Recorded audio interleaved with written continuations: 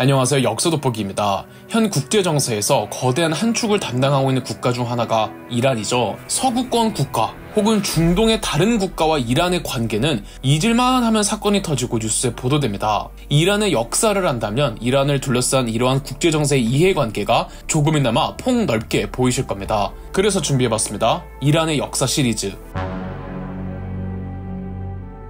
이란의 역사에 앞서 기후와 지리를 잠깐 보겠습니다. 이란의 모양을 보면 무언가 단검의 칼날 혹은 표창처럼 생기지 않았나요? 이란은 대부분 아시다시피 건조 기후입니다. 그런데 이란은 북쪽으로는 카스피해가 있고 남쪽으로는 아라비아 반도 사이에 페르시아만이 있어서 바닷가를 끼고 있는 쪽은 다소 습하기도 합니다. 바닷가를 위아래로 끼고 있어도 바닷물이고 국토 대부분이 건조 기후이다 보니 물 부족 문제가 심각한 편입니다. 이란의 지형을 보자면 페르시아만을 끼고 있는 이란의 남쪽 국경선을 따라 자그로스 산맥이 길게 뻗쳐 있으며 높은 산맥의 영향으로 이란의 국토 자체의 해발 고도가 다소 높습니다. 그래서 이란 고원이라고도 이야기를 하죠. 자그로스 산맥이 중동을 이해하는 데 있어서 정말로 중요한 자연 지형인데요. 자그로스 산맥은 메소포타미아 문화권과 페르시아 문화권을 가르는 기준이 됩니다. 오늘날의 국가들로 말하자면 자그로스 산맥을 기준으로 서쪽의 시리아와 이라크가, 동쪽에 이란이 있습니다. 원래 거대한 자연 지형이 인류 문화권을 가르는 기준 역할을 하죠. 그래서 이란 역시 이슬람 중동 문화권이라고 해도 이 자그로스 산맥 서쪽에 있는 아랍 문화권과는 또 다른 개념이랍니다. 향후 이란의 역사를 들으시면서 자그로스 산맥 서쪽의 세계와 동쪽의 이란이라는 세계의 충돌 과정에도 주목해주세요. 이란의 수도는 테헤란으로 내륙 북쪽에 위치하고 있습니다. 이제 본격적으로 이란의 역사를 시작하자면 이란 최초의 국가는 엘람이라는 왕국이었습니다. 이란의 남쪽 페르시아만을 끼고 있는 작은 소규모 왕국으로 기원전 12세기경에 있었던 국가였습니다. 딱 자그로스 산맥에 위치하고 있어서 그 거대한 산맥과 카스피해 그리고 자그로스 산맥과 카스피해 사이의 그 좁은 평야 지역을 삶의 터전으로 삼았던 왕국이었죠. 엘람 왕국은 자그로스 산맥 서쪽의 세계, 지금의 시리아 지역에 있던 국가 신아시리아에게 멸망당하고 말았습니다. 그리고 몇백 년 후 기원전 700년에 오늘날의 이란 북서쪽에 있던 하마단이라는 곳을 중심으로 이란 고원에 분포하던 민족 메디아인들이 메디아 왕국을 수립했습니다. 메디아 왕국은 기원전 549년까지 무려 약 250년간 존속했던 국가로 국력을 강화하고 영토를 팽창하면서 오늘날의 이란보다 더 넓은 영토를 구가했습니다. 자그로스 산맥의 방향을 따라 쭉 영토를 넓혀 오늘날의 터키 내륙까지 진출했죠. 하지만 역시 지도에서 보시는 바와 같이 메디아 왕국의 서쪽 국경선은 자그로스 산맥의 경계선과 거의 일치하죠. 이 메디아 왕국을 무너뜨린 다른 이란의 왕조가 바로 페르시아였습니다. 페르시아는 기원전 8세기 오늘날 이란 남쪽에 있던 어느 유목민족의 한 부족에서 시작했습니다. 그들이 거주하던 이란 남쪽 지방의 지명이 파르사인데 바로 페르시아의 어원인 거죠. 그래서 이들이 세운 국가를 페르시아라고 합니다. 이 국가 조직체를 처음 만든 시조가 아케메네스였다고 하는데 그래서 아케메네스 왕조 페르시아, 줄여서 아케메네스조 페르시아라고도 부르죠. 하지만 아케메네스가 정말 실존 인물인지 아니면 신화적 인물인지에 대해서는 아직도 논란이 많습니다. 아케메네스 이후 파르사에서 국가 조직체를 점점 키워가던 페르시아는 기원전 6세기경 키루스 대제라고도 불리는 키루스 2세 때 이르러 제국으로서의 모습을 조금씩 갖춰갑니다. 키루스 대제는 중동의 메디아와 오늘날 튀르키예가 있는 리디아를 정복했죠. 그리고 드디어 키루스 대제는 자그로스 산맥을 넘어 남하합니다. 그리고 메소포타미아 지역에 있던 왕국 신바빌로니아마저 정복했죠. 키루스 대제가 넓혀놓은 페르시아의 영토는 오늘날 이란은 당연하고 서쪽으로는 중앙아시아의 우즈베키스탄, 키르기즈스탄,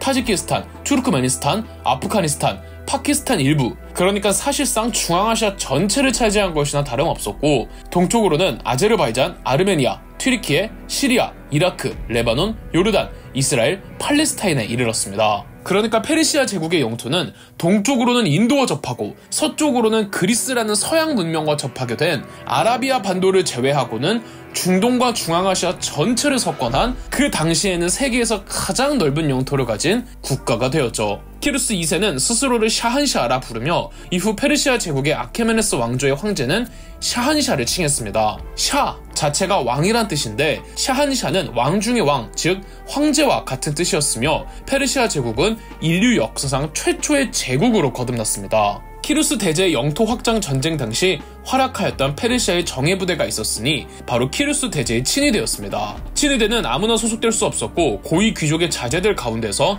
특히나 무력과 정신력이 강한 병사들로만 이루어져 있었죠. 그리스의 역사가 헤로도토스는 페르시아의 이 정예부대가 워낙 전투력이 막강하니 이 부대를 불사신에 비유했고, 그래서 오늘날에는 불사부대 혹은 이모탈이라고 부릅니다. 키루스 대제에 이어 그의 아들 2대 샤한샤 캄비세스 2세는 무려 이집트까지도 진출했습니다. 그 다음 전성기를 이끈 군주가 7대 샤한샤 다리우스 1세인데요. 다리우스 1세도 더 적극적인 영토 확장에 나서 인류사 최초의 유목국가를 세웠다는 스키타이족을 아시아 방면으로 쫓아내기도 했습니다. 이때도 불사부대 이모탈이 활약을 했고요. 다리우스 1세의 최대 업적은 전쟁보다는 내치인데요. 그 넓은 페르시아 제국을 다스리기 위해 다리우스 1세는 전국을 20개의 속주로 구분하고 각 속주에는 사트라프라고 불리는 총독을 파견했습니다. 다만 이럴 경우 지방 군벌 내지 반란을 우려할 수 있는데, 이를 방지하고자 길이 약 2700km에 이르는 고속도로를 뚫었습니다. 인류 역사상 최초의 도로인 이 길을 왕의 길이라고 하는데, 이 왕의 길 덕에 페르시아의 지배력이 강해지고 또 물자 유통이 원활해지면서 경제력도 부강해졌죠. 다리우스 1세는 마치 당나라로 비유하자면 당태종 이세민 같은 포지션입니다. 내정을 닫고 외정에도 업적을 남겼지만 고구려 원정 실패라는 유일한 오점을 남겼죠. 마찬가지로 여러모로 수많은 업적과 제도를 담긴 다리우스 1세였지만 그의 유일한 실패작이 있으니 바로 그리스 정벌 실패였습니다. 페르시아가 튀르키예 서쪽 해안에 있던 여러 도시국가들의 지배력을 강화하는 과정에서 이 도시국가들은 그리스 반도 내의 도시국가들, 예컨대 아테네와 스파르타 등의 지원을 요청했고, 이 과정에서 1차 그리스 페르시아 전쟁이 발발하죠. 기원전 490년 그 유명한 마라톤 전투에서 페르시아군이 패배합니다. 그의 아들 크세르크세스가 아버지의 못다 이룬 꿈을 이뤄주겠다며 2차 그리스 페르시아 전쟁을 일으켰고, 이때 그리스 도시국가연합은 정말 절체절명의 위기이긴 했지만 기원전 480년 아테네 주도의 살라미스 해전에서 페르시아군이 대패배를 해버렸죠. 이듬해 기원전 479년 플라타이아 전투에서 이번엔 스파르타 주도의 육지전에서 그리스 연합이 대승리를 거두며 2차 그리스 페르시아 전쟁도 페르시아의 완패로 끝이 납니다. 헤로도토스의 역사에 의하면 페르시아군 30만 명 중에 3,000명만이 살아 돌아갔다고 합니다. 이후 페르시아는 아테네 연합과 스파르타 연합 사이의 그리스 내전을 이용해 그리스 연합을 약화시킬 생각이었으나 큰 효과는 못 봤습니다. 두 차례에 걸친 대패배로 페르시아 제국은 옛 그 위상이 곤두박질칩니다. 페르시아 제국에 소속되어 있던 여러 이민족들이 각지에서 반란을 일으켰죠. 그리고 서방의 그리스에서 기원전 334년 한 젊은 청년의 국왕이 페르시아 원정하겠다며 페르시아로 들어오니 바로 알렉산더 대왕이었죠. 아케메네스조 페르시아의 16대 샤한샤 다리우스 3세가 직접 알렉산더 대왕을 맡겠다며 나섰으나 기원전 333년 이소스 전투, 기원전 331년 가우게멜라 전투에서 알렉산더 대왕에게 대패배를 해버렸죠. 목숨 많은 겨우 건진 다리우스 3세는 도주했고, 알렉산더 대왕은 아케메네스조 페르시아의 수도들이었던 바빌론, 수사, 페르세폴리스를 모두 점령했습니다. 도주 중이던 다리우스 3세는 부하들의 배신으로 암살당하고 말았습니다. 알렉산더는 아직 죽은 지 얼마 되지 않은 다리우스 3세의 시신에 옷을 벗어 덮어주었고, 장례를 페르시아 국정에 따라 성대하게 치러주었으며 남은 아케메네스조 페르시아의 왕족들도 잘 보호해주었죠. 기원전 330년 인류사 최초의 제국이었던 아케메네스조 페르시아는 알렉산더 대왕이라는 너무 거대한 존재에게 멸망하고 말았습니다. 하지만 알렉산더 대왕은 얼마 못 가 몇 년 후 요절하죠. 알렉산더 대왕의 죽음으로 그가 넓혀놓은 알렉산더 제국은 뿔뿔이 찢어지게 되었고, 이란 땅에는 동서양을 아울렀던 알렉산더 제국의 헬레니즘 문화를 바탕으로 새로운 역사가 시작됩니다. 바로 셀레우코스 왕조였죠.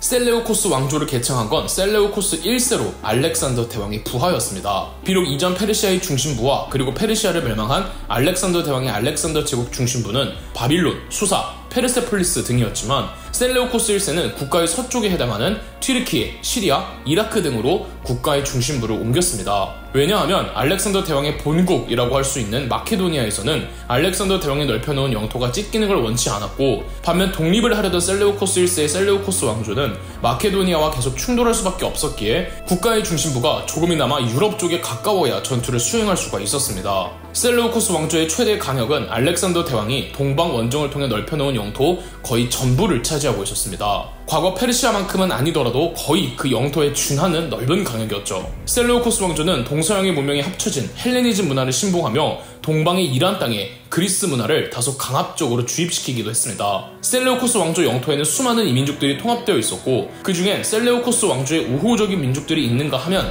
서양인들이 지배자로 군림하는 셀레우코스 왕조의 지배에 적개심을 가는 민족들도 있었습니다. 이들은 호시탐탐 독립의 기회만 엿보고 있었죠. 아무리 셀레우코스 왕조가 동양의 문화에도 열려 있었으며 동서양 문화의 공존을 추구했다지만 그럼에도 그리스계 서양인들이 지배층으로 있으니 차별이 존재할 수밖에 없었죠. 하지만 셀레우코스 왕조의 적은 내부 이민족들이 아니었습니다. 셀레우코스 최대의 적은 이집트였죠. 이집트 역시 알렉산더 대왕의 동방원정 당시 정복되었던 곳이죠. 알렉산더 사후 알렉산더 제국이 이리저리 찢어질 때 이집트에서는 프톨레마이오스 왕조가 수립되었습니다. 국경을 맞댄 셀레우코스 왕조와 프텔로마이오스 왕조는 충돌할 수밖에 없었습니다. 두 왕조의 국경지대는 지금의 이스라엘과 팔레스타인이 있는 지역이었고 이 팔레스타인 지역이 주된 격전지가 되었습니다. 동방의 셀레우코스 왕조와 이집트의 프톨레마이오스 왕조는 무려 100여 년에 걸쳐 총 6차례 팔레스타인 지역에서 전쟁을 벌였고 이 전쟁을 시리아 전쟁이라고 합니다. 6차례나 싸웠다는 것을 알 수 있듯 매 전쟁마다 승자가 있긴 했지만 항상 엎치락 뒤치락하는 양상이었기에 6차례에 걸친 시리아 전쟁은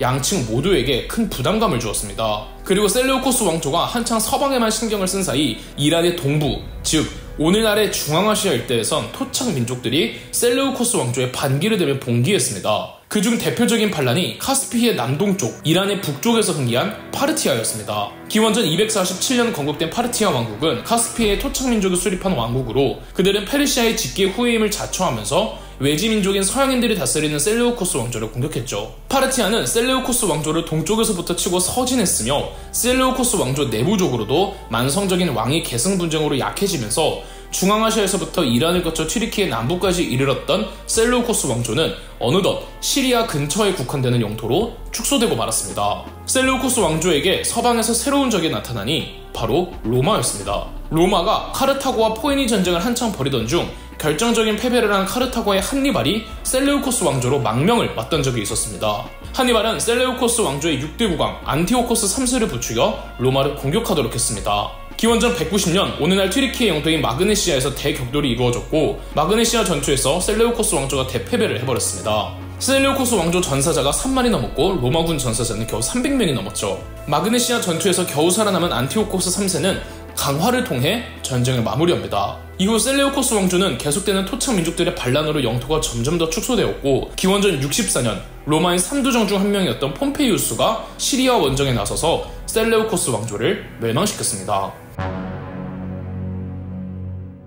셀레우코스 왕조가 이란을 잃고 시리아로 영토가 국한됐을 때 이란을 영토로 삼은 국가는 앞서 설명드렸던 카스피해 남동쪽 토착 민족이 세운 파르티아 왕국이었습니다. 파르티아 왕국의 국왕들도 옛 페르시아처럼 샤한샤를 칭하며 페르시아의 후예임을 자처했습니다. 다만 파르티아 왕국을 건설한 민족의 주체는 고도화된 문명을 가지지 못했기에 파르티아의 문명과 도시들과 문화들은 상당수 셀레우코스 왕조의 것들을 답습하는 것이었습니다. 그래서 곳곳에 서양 그리스 문화들이 퍼져 있었죠. 그 와중에도 과거 페르시아 문화에 대한 존중과 복원 과정도 활발히 이루어져 더 헬레니즘 문화가 다채롭고 융성해졌죠. 파르티아 왕국을 건설한 민족 주체는 유목민족으로 보고 있습니다. 파르티아 왕국의 군사가 상당수 기병에 의존하고 있었으며 이 기병들의 기마술과 궁술이 특히 대단했다고 하는데 다들 한 번쯤은 들어보셨을 말 위에서 허리를 돌려 뒤로 화살을 쏘는 배사법, 바로 파르티안 샷이 파르티아 왕국의 기병들로부터 유래한 거랍니다. 기원전 64년 시리아 영토로 축소되었던 셀레우코스 왕조가 로마에게 멸망당했다고 말씀드렸죠. 그간 셀레우코스 왕조는 로마와 동방의 국가 사이에 완충 역할을 해주었습니다. 하지만 이제 셀레우코스 왕조가 사라지면서 로마와 파르티아 왕국이 국경을 맞대었고 이젠 둘이 충돌하게 됩니다. 그중 유명한 전투가 기원전 53년 카르헤 전투라고 역시 로마의 1차 3두정 중 한 명인 크라수스가 감행한 동방 원정에서 로마군과 파르티아 왕국이 격전을 벌였던 전투가 있었습니다. 로마군의 병력은 4만에 이르렀고 파르티아군은 2천 정도였는데 카르헤 전투에서 파르티아가 승리한 겁니다. 로마군 사상자가 4만 중 무려 2만 명에 육박했다죠. 로마군은 파르티아의 기병대에 엄청난 공포심을 느꼈다고 하며 여기서 파르티아 샷이 유명해진 겁니다. 하지만 파르티아의 기념비적인 승리는 사실상 카르헤 전투가 마지막이었고 이후 로마 제국으로 접어든 로마는 지속적으로 동방 원정을 감행하며 파르티아를 압박했습니다. 파르티아 왕국도 내분으로 로마군을 감당하지 못했고 로마군의 지속적인 동방 원정에 파르티아의 국력도 쇠퇴하죠. 결정적으로 로마의 21대 황제 카라칼라 황제가 대규모 동방원정을 지시했고 서기 217년 니시바시 전투가 벌어집니다. 승자는 무승부. 양측이 전부 진 전투였다고 말해야 할 정도로 피해가 서로 막심했죠. 로마군도 더 이상 파르티아를 공격할 수가 없었고 파르티아도 추가적인 그 어떤 전투를 수행할 능력을 완전히 잃어버립니다. 파르티아가 페르시아의 후임을 자처했다고 하지만 명백히 따지면 후예가 아니죠. 파르티아 민족의 발상지는 카스피의 남동쪽, 즉 이란의 북쪽이고 예전에 파르시아를 세운 민족의 주체는 이란의 남쪽, 파르사라는 지방에서 기원한 민족입니다. 따라서 파르사 지방에 계속 거주하던 진짜 찐 페르시아의 후임 민족들은 파르티아가 페르시아의 후임을 자처하는 것을 인정할 수 없었죠. 파르시아 지방의 민족들이 우리들이야말로 진정한 페르시아의 후예라며 파르티아로부터 독립하고 페르시아를 부활시켰습니다. 하지만 페르시아를 부활시킨 주체는 옛 페르시아의 황실은 아니었죠.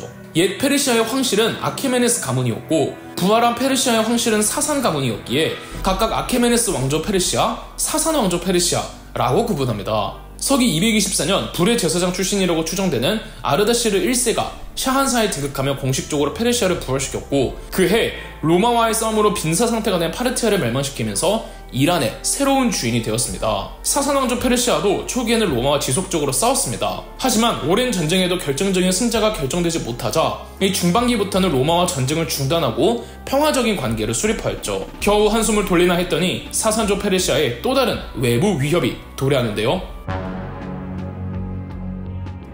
사산왕조 페르시아의 공식 국가명은 페르시아였지만 내부적으로는 다른 명칭의 국호를 사용하기도 했습니다. 왜냐하면 페르시아라는 말은 옛 아케메네스 가문 혹은 사산 가문의 발흥지인 이란의 남부지방 파르사에서 기원했기 때문에 이란 땅에 살고 있던 그 수많은 민족들을 아우르는 개념은 아니었죠. 옛 페르시아가 알렉산더 대왕에게 멸망당하고 그 뒤로 헬레니즘 국가였던 셀레우코스 왕조 그리고 카스피의 남동쪽의 토착 민족이 세운 파르티아를 거치며 민족적 개념이 더 확대되어서 사산 왕조 페르시아 내부적으로는 민족들을 아우를 수 있는 새로운 국호의 명칭이 필요했죠. 인도 이란인들은 인종적으로 아리아인으로 분류가 되는데요. 그래서 사산 왕조 페르시아에 이르러 자신들의 국가를 아리아의 땅이라고 불렀는데 그들의 언어로 아리아 땅을 말하면 에란이라고 합니다. 바로 오늘날 이란의 어원이죠. 사산 왕조는 수세기에 걸쳐 영토를 팽창했고 그 전성기에는 서쪽으로 인도와 접하고 동쪽으로는 오늘날의 튀르키예가 있는 반도까지 진출해 동로마, 비잔티움 제국과 국경을 접했습니다. 그러다 보니 사산 왕조 페르시아도 초기에는 로마와 지속적으로 싸웠습니다.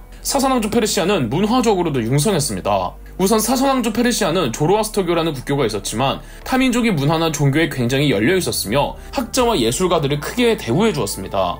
그래서 사산 왕조 페르시아로 넘어간 그리스 서양 학자들도 많았습니다. 사산 왕조 페르시아는 회화, 조각, 건축 면에서 매우 뛰어난 예술성과 기술력을 보유하고 있었으며 특히 사산 왕조 페르시아의 유리공예가 유명했습니다. 사산 왕조 페르시아가 중앙아시아와 접하고 있다 보니 중앙아시아의 실크로드로 누볐던 소구드인들이나 투르크인들 같은 대상들이 사산 왕조 페르시아의 문화들을 동양에 많이 전파하기도 하였습니다. 우리나라의 국가 신라에서도 사산 왕조 페르시아의 무품들이 확인되는데요. 황남 대총 남분에서는 청록색의 유리잔과 국보 193호에 해당하는 유리병이, 천마총에서는 사파이어 색깔의 유리잔이, 월성로 13호 무덤에서는 가슴걸이가, 미추왕릉에서는 붉은 고곡으로 장식된 유리 목걸이가 출토되기도 했습니다. 또 이러한 각종 상인들에 의해 서양의 물자와 동양의 물자가 가운데 있는 사산 왕조 페르시아를 거쳐 가야만 했기에 경제적으로도 풍요로웠죠. 하지만 사산 왕조 페르시아는 너무 오랫동안 비잔티움 제국과 싸움을 벌이며 옛 파르티아처럼 국력이 소진되어 버립니다. 이런 사산 왕조 페르시아를 6세기경 다시 일으킨 황제가 있었으니 바로 25대 샤한샤 호스로 1세입니다.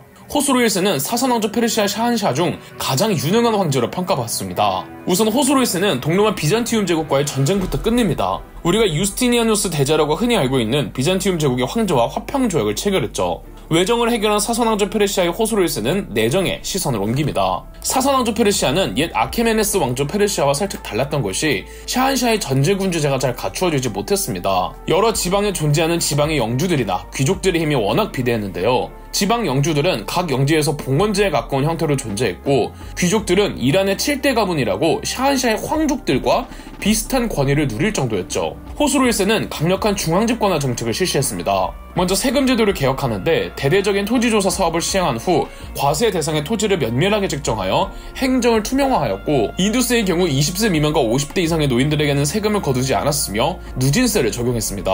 호수로 1세의 세금제도는 근대적인 세금제도라고 봐도 무방할 정도이며, 호수로 1세의 성공적인 세금제도는 훗날 여러 나라에서 따라하는 표본이 되었답니다. 그리고 그렇게 확보한 세수로 황무지 개간에 적극적으로 나서서 백성들에게 나눠주었죠. 호수로 1세는 그간 귀족 의존적 성향이 컸던 군사제도도 개혁하여 군대의 중앙 집권화를 이뤄냈으며, 또 학문을 진흥하여 전 세계의 저명한 학자들이 페르시아로 몰려들었다고 하죠. 정말 대륙의 정가운데 있는 국가로서 그 지리적인 역할을 톡톡히 해내었죠. 페르시아인들은 호수로 1세를 불멸의 혼이라고 불렀습니다. 하지만 호수로 1세 사후 다시 귀족들의 힘이 비대해졌으며 이제 동로마 비잔티움이 아닌 또 다른 외부 위협이 도래하는데요. 바로 에프탈의 침입이었죠. 에프탈은 이란의 동쪽 아프가니스탄 일대에 분포하던 유목민족들이었습니다. 동양에서는 에프탈을 백훈족이라고도 불렀는데, 그래서 흉노족과 무슨 연관성이 있는 민족이 아니냐는 해석이 있으며, 그 외에도 선비족의 후예라는 설, 몽골족의 직계 조상이라는 설, 대월지의 후손이라는 설, 심지어는 고구려와도 연관짓는 설이 있으며 다민족으로 구성된 유목민족이었다는 설도 있습니다.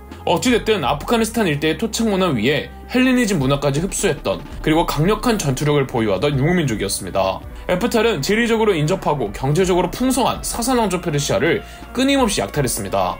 호수로 1세 치세 때 한번 크게 에프탈을 혼내준 적이 있었지만 에프탈은 소멸되지 않았고, 이 사산왕조 페르시아 북쪽에 국가까지 세우면서 사산왕조 페르시아를 계속 위협했습니다. 그리고 호수로 2세 때부터 동로마 비잔티움 제국과 다시 격렬하게 싸우기 시작했습니다. 호수로 2세는 비잔티움 제국을 상대로 대승을 거두며 사산왕조 페르시아 역사상 가장 넓은 영토를 이룩하였죠. 비잔티움 제국의 수도인 콘스탄티노플 바로 앞까지 영토를 넓혔습니다. 그러나 동로마 비잔티움 제국은 계속 페르시아에 저항하였고, 호수로 2세는 비잔티움 제국과의 전쟁을 훌륭히 지휘하지 못했다는 오명을 받으며 귀족들에 의해 폐위되고 맙니다. 사산왕조 페르시아와 동로마 비잔티움 제국의 끝없는 전쟁은 전혀 예상하지 못한 새로운 멸망의 원인을 만들어냈습니다. 두 강대국의 싸움 덕에 어부지리로 성장한 민족이 있었죠. 두 강대국이 워낙 오래 치고받고 싸우니 실크로드를 오가며 교역에 종사하는 상인들이 더 이상 육로를 통해 교역을 하기가 어려워진 겁니다. 전쟁터를 지나가고 싶진 않을 테니 말이죠. 그래서 바다를 이용한 상인들의 수가 많아지기 시작하는데요. 동서양 대륙 간 교역에서 바다를 이용하기 시작하면서 아라비아 반도의 지리적 중요성이 확 부상합니다. 그리고 아라비아 반도에 많은 물자와 문화들이 모이게 되었고, 대규모 상업 도시들이 탄생하고, 아라비아 반도 사람들의 생활 수준과 정치 규모가 점점 더 커져갔죠. 이러한 역사적 맥락하에 아라비아 반도에서는 610년 이슬람교가 만들어졌고, 불과 10수년 만에 아라비아 반도는 이슬람화 되었습니다. 아랍의 이슬람 세력이 7세기경부터 페르시아 남쪽에서 치고 올라옵니다. 이슬람의 1일 정통 칼리프였던 우마르가 636년 까디시아 전투에서 페르시아군을 완파해버렸고, 642년 니하원드 전투에서 페르시아군이 반격에 실패하면서 페르시아 전역에 이슬람이 확산됩니다. 651년 마지막 샤한시아가 암살되면서 사산왕조 페르시아는 멸망하고 말았죠. 그토록 융성했던 대제국 페르시아를 무너뜨린 건 동로마 비잔티움도 에프탈족도 아닌 이슬람이었던 겁니다. 이란 땅에 이슬람이 퍼지면서 그간 이란의 국교였던 불의 종교 조로아스터교는 이슬람교로 대체되었습니다. 그런데 이슬람은 얼마 안 있어 무함마드의 직계 친족만을 칼리프로 추대할 수 있느냐, 꼭 무함마드의 직계 친족이 아니어도 된다를 두고 수니파와 시아파로 분열되죠. 오늘날의 이란은 수니파일까요, 시아파일까요? 이슬람 대부분의 국가들이 수니파이지만 이란과 이라크 그리고 시리아가 아주 대표적인 시아파 국가입니다. 시아파는 수니파의 지배로부터 나와 독립하는데, 이 시아파가 자리를 잡았던 도시가 이라크의 쿠파라는 도시였습니다. 그래서 이라크와 붙어있는 이란 시리아에는 수니파보다는 시아파가 더 퍼졌던 겁니다. 이슬람은 아바스 왕조 치세 때 서남아시아와 중동의 여러 문화들을 수집하고 진흥시켰는데, 그간 아랍인들에게 핍박받아오던 이란인들의 위상이 올라갑니다. 이들은 페르시아라는 거대한 문명을 일구었던 사람들이잖아요. 휘황찬란했던 사산왕조 페르시아의 문화적 걸음들이 그대로 이슬람에게로 이어졌죠. 이후 이란의 역사는 타 민족에게 지배를 받아온 역사가 흘러갑니다. 그럼 역사 돋보기였습니다. 저희 역사 돋보기가 멤버십 가입을 시작했습니다. 멤버십 가입을 해주신 분들 덕분에 영상 제작에 큰 도움이 되고 있습니다. 감사합니다. 영상 재미있으셨다면 구독과 좋아요, 알림 설정까지 해주시면 감사드리겠습니다.